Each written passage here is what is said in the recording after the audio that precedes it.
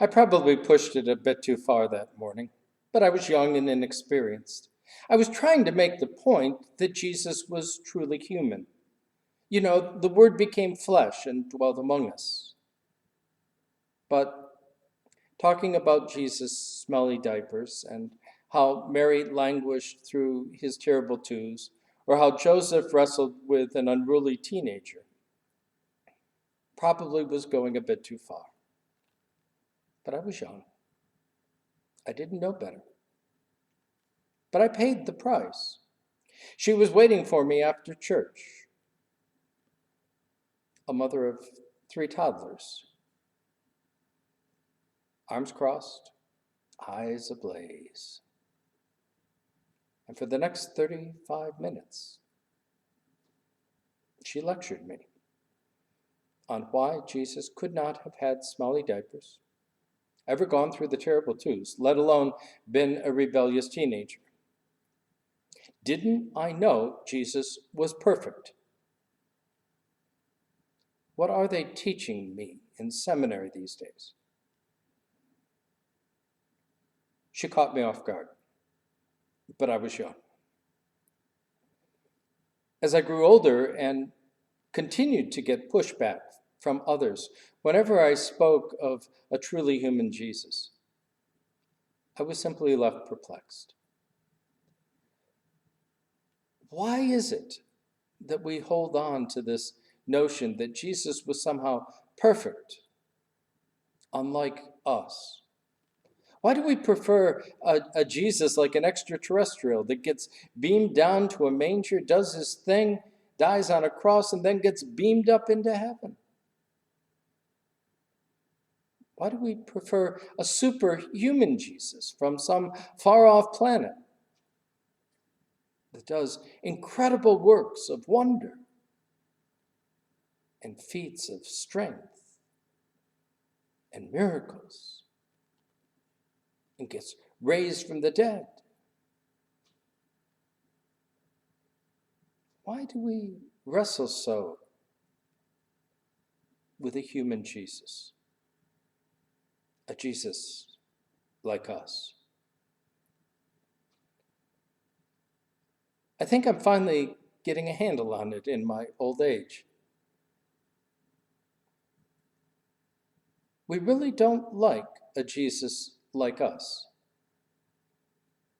Because a Jesus like us means that we could be expected to, well, be like Jesus. And that's just beyond expectation. We can't turn water into wine. So how can we be expected to give a cup of cold water to a stranger? We can't go about preaching the kingdom of God has come near, let alone share our own faith story with somebody else. We can't heal the sick, bind up the brokenhearted, cure the lame, give sight to the blind. So how could we be expected to be instruments of healing in the midst of a broken world?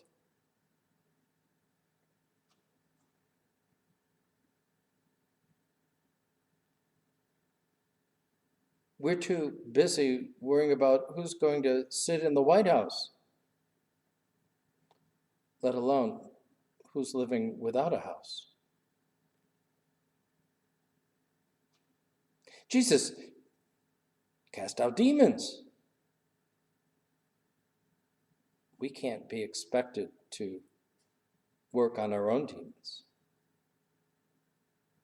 We'll just keep them around for a while longer. They're old friends by now. Jesus fed the multitudes with bread and fish. What can we be expected to do with $600 in the face of so much need?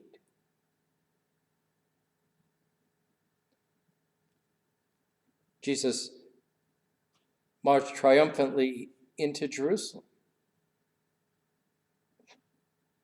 We certainly can't be expected to march in solidarity with our brothers and sisters, those who don't have a voice in our systems. Can we?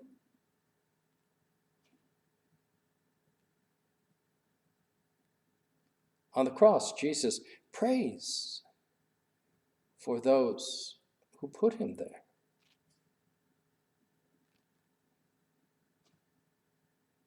We can't pray for those who voted differently than we did or hold different beliefs.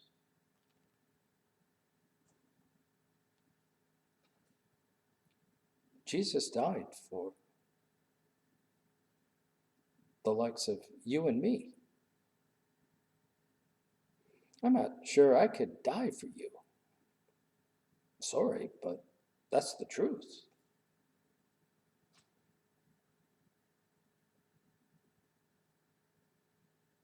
I'm not even sure I could sacrifice for you. Oh well. Jesus rose triumphantly on the third day. We certainly can't be expected to envision a new life for us or for the world, can we?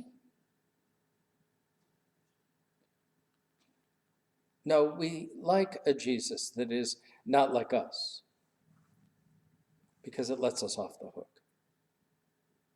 But that's precisely the Jesus we got. A Jesus that knows our fears, our worries, our anxieties, who has cried real tears, knows real hurt and pain, knows what it's like to be us, and still chose to die for us, that we might have life and have it abundant.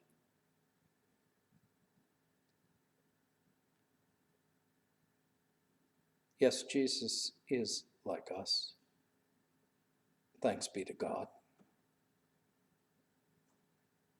And he does indeed call us to walk the walk as he walked ours. Holy child within a manger, long ago yet ever near, came as friend to every stranger, come as hope for every fear. As you live to heal the broken, greet the outcast, free the bound. As you taught us love unspoken, teach us now where you are found. Once again we tell the story, how you love for us was shown, when the image of your glory wore an image like our own. Come in light and with your wisdom, come and fill us with your grace. May the fire of your compassion kindle every land and race. Holy child within the manger, lead us ever in your way, so we see in every stranger how you come to us this day. In our lives and in our living, give us strength to live as you, that our hearts might be forgiving and our spirits strong and true.